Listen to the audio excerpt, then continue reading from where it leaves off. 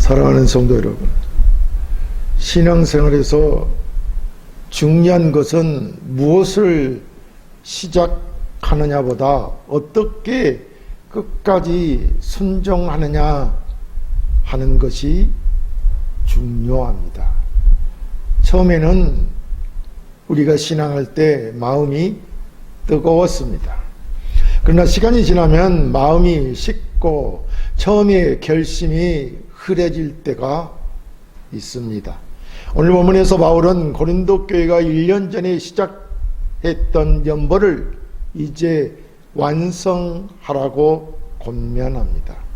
그런데 바울은 억지로 하라고 하지 않습니다.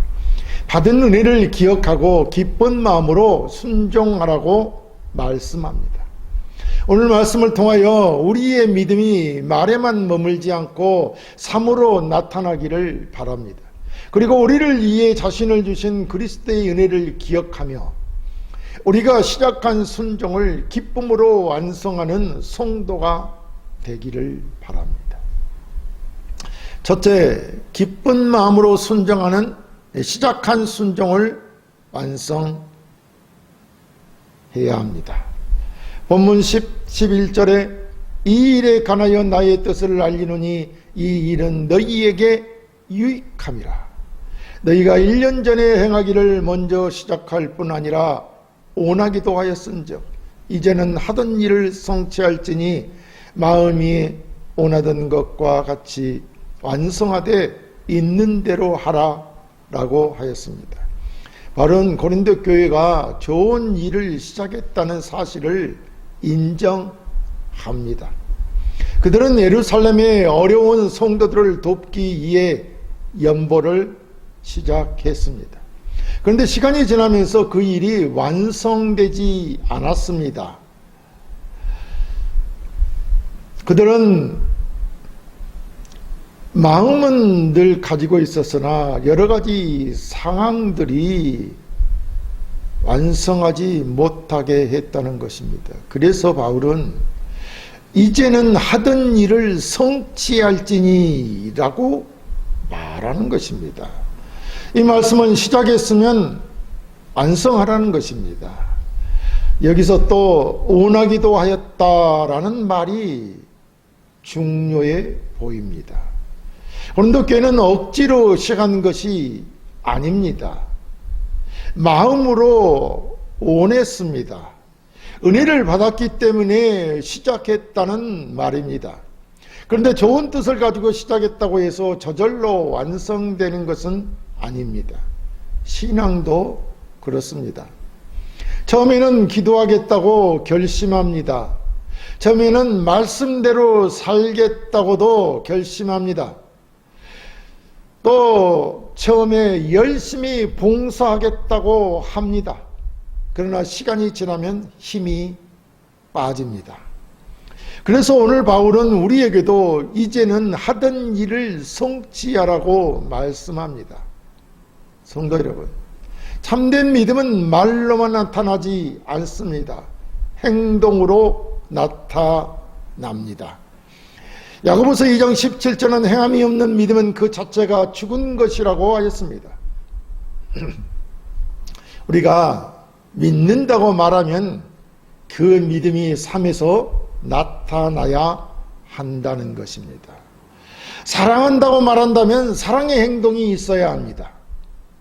은혜를 받았다고 말한다면 은혜의 열매가 있어야 합니다. 그리고 연보 역시 그 은혜의 열매 가운데 하나입니다. 우리가 연보를 드려서 구원받은 것이 아닙니다. 이는 매우 중요합니다. 우리는 우리의 행위로 구원받지 않는다는 말입니다. 에베소서 2장 8, 9절은 우리가 은혜로 말미암아 믿음으로 구원을 받았다고 말씀하고 있습니다. 우리의 구원은 오직 하나님의 은혜입니다. 우리의 의가 아니고 우리의 헌금이 아닙니다. 또한 우리의 선행도 아닙니다. 오직 예수 그리스도의 십자가로, 그 십자가의 은혜로 구원을 얻은 것입니다. 그리스도께서 우리의 죄를 대신 지시고 십자가에서 죽으셨습니다.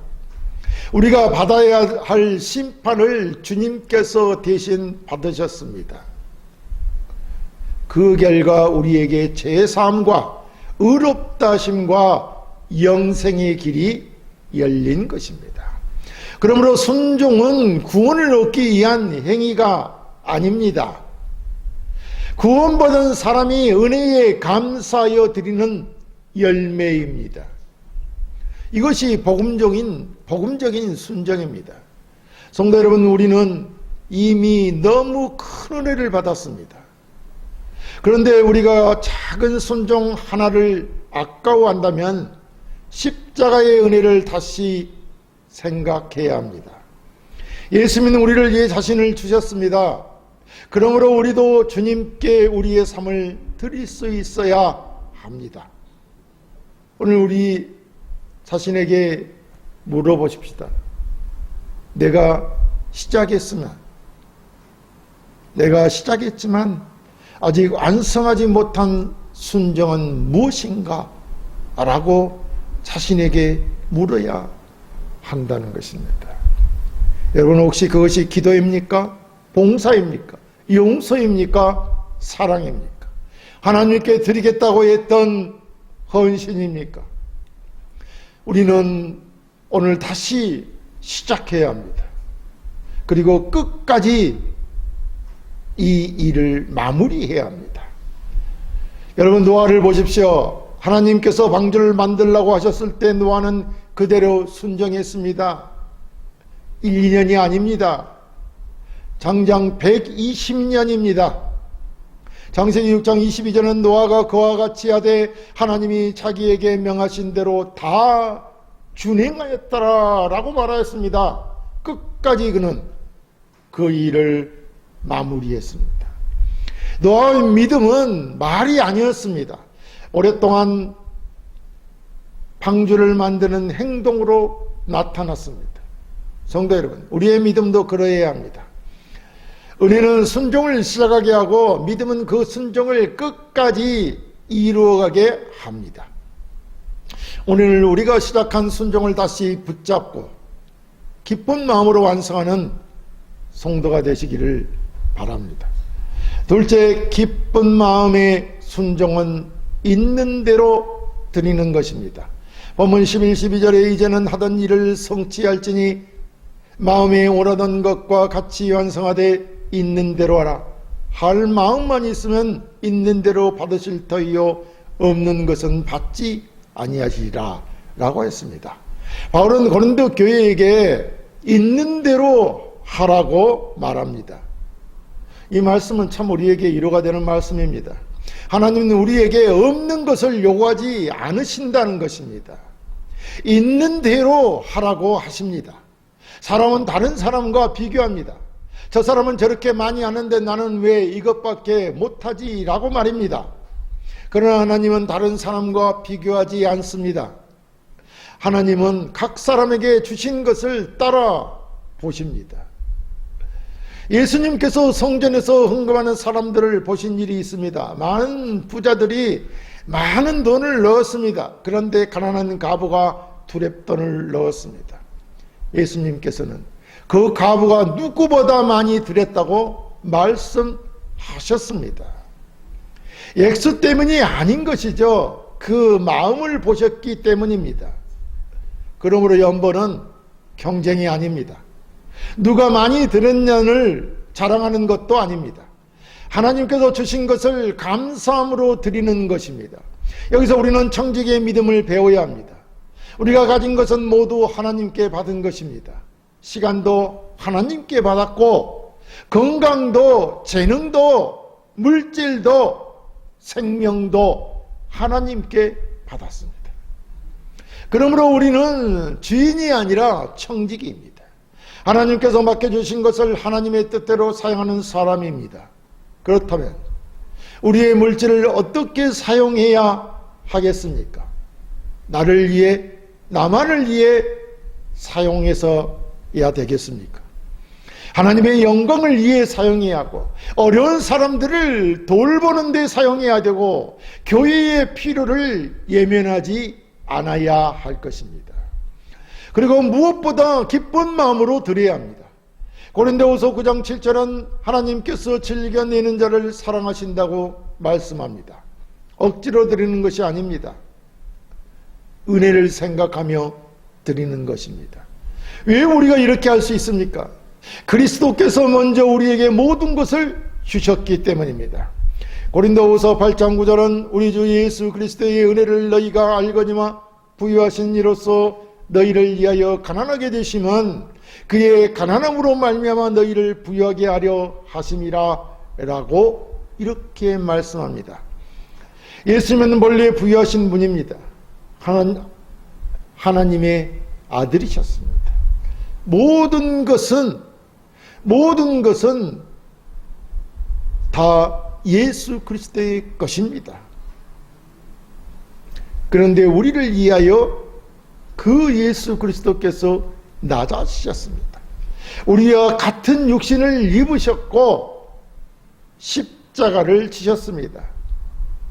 우리의 죄를 짊어지셨습니다. 왜 그렇게 하셨습니까?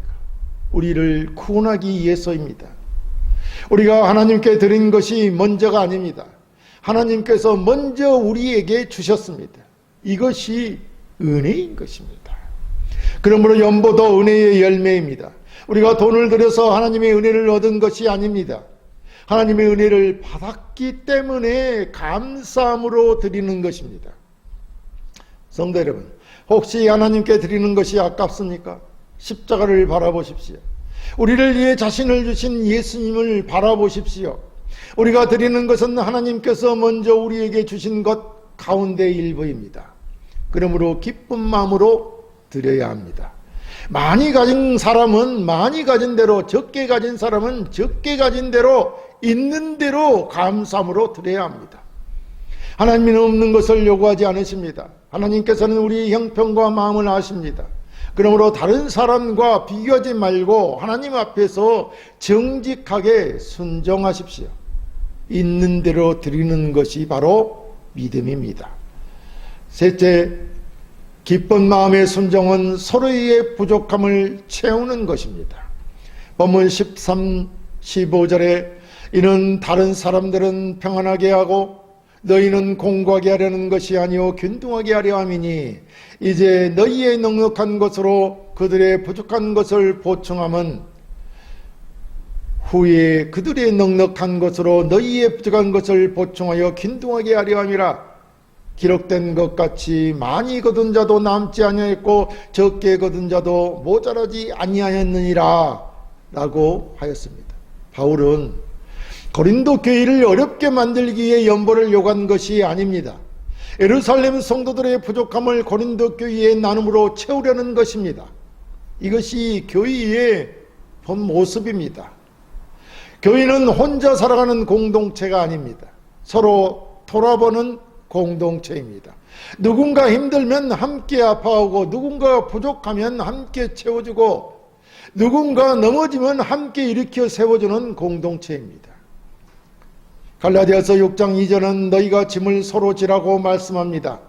이것이 그리스도의 법을 성취하는 것입니다. 성도 여러분, 우리가 다른 사람을 돌아보아야 하는 이유는 우리가 원래 사랑이 많기 때문이 아닙니다. 우리 안에도 죄가 있습니다. 우리 마음은 쉽게 자기 중심적으로 변합니다. 내가부터 챙기자, 나만 편하면 된다, 저 사람의 문제는 저 사람이 해결해야 된다 라고 하는 이런 마음들이 바로 죄인의 마음입니다. 그러나 복음은 우리를 변화시킵니다. 예수 그리스도를 믿고 성령께서 우리 안에 역사하시면 다른 사람을 바라보는 눈이 달라집니다. 왜냐하면 우리 안에 그리스도의 마음이 생기기 때문입니다. 빌립보서 2장 5절은 그래서 너희 안에 이 마음을 품으라 곧 그리스도 예수의 마음이니 라고 말씀합니다. 예수님의 마음은 어떤 마음입니까? 자기를 낮추는 마음이고 섬기는 마음이요 희생하는 마음입니다. 또 십자가까지 순종하는 마음입니다. 예수님은 우리를 위해 자신의 생명을 주셨습니다. 그러므로 우리도 받은 은혜를 따라 다른 사람을 섬겨야 합니다. 사랑은 말이 아니라 행동으로 나타납니다. 어려운 사람을 도와주는 것, 애로운 사람을 찾아가는 것, 힘든 사람을 위하여 기도해 주는 것, 교회의 필요를 채우는 것, 그리고 내가 가진 것을 나누는 것, 이것이 믿음 있는 행동입니다.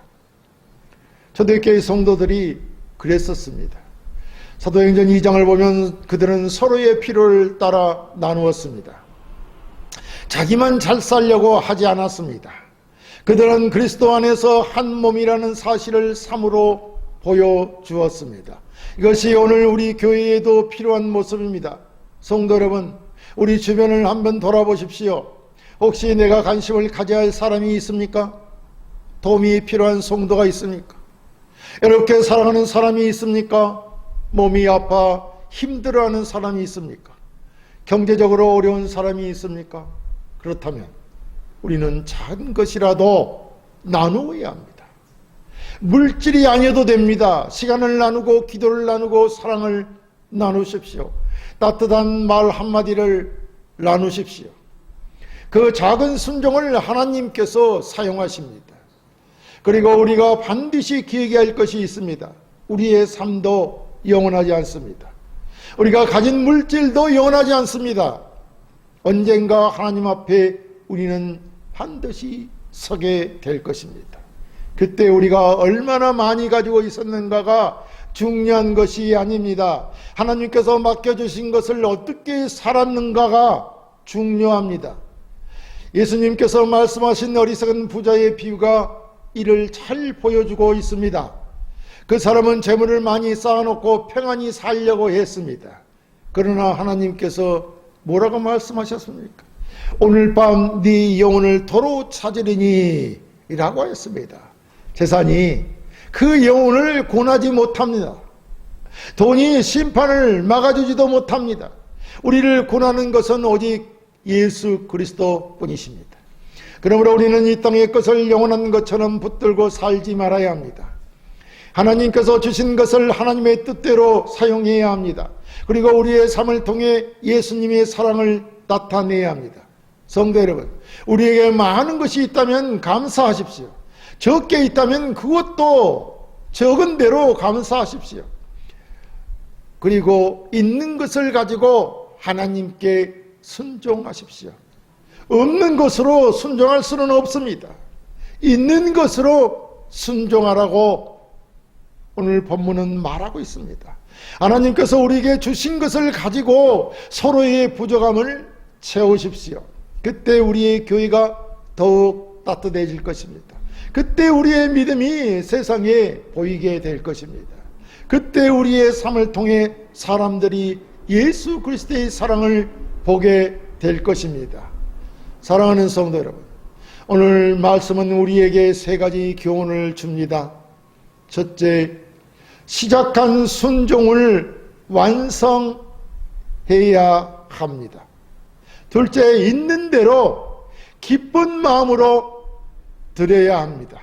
셋째, 받은 은혜를 따라 서로의 부족함을 채워야 합니다. 그러나 이 모든 것의 중심에는 예수 그리스도가 계셔야 합니다. 우리가 순종하기 전에 그리스도께서 먼저 순종하셨습니다. 우리가 드리기 전에 그리스도께서 먼저 자신을 주셨습니다. 우리가 사랑하기 전에 그리스도께서 먼저 우리를 사랑하셨습니다. 우리가 죄인되었을 때 주님께서 십자가를 지셨습니다. 그러므로 모든 것의 중심에 예수 그리스도께서 계셔야 한다는 것입니다. 우리의 순종은 구원을 얻기 위한 것이 아니라 구원받은 은혜에 대한 감사의 응답이라는 것을 기억하시기 바랍니다. 성도 여러분, 오늘 다시 우리의 믿음을 삶으로 나타내기를 원합니다.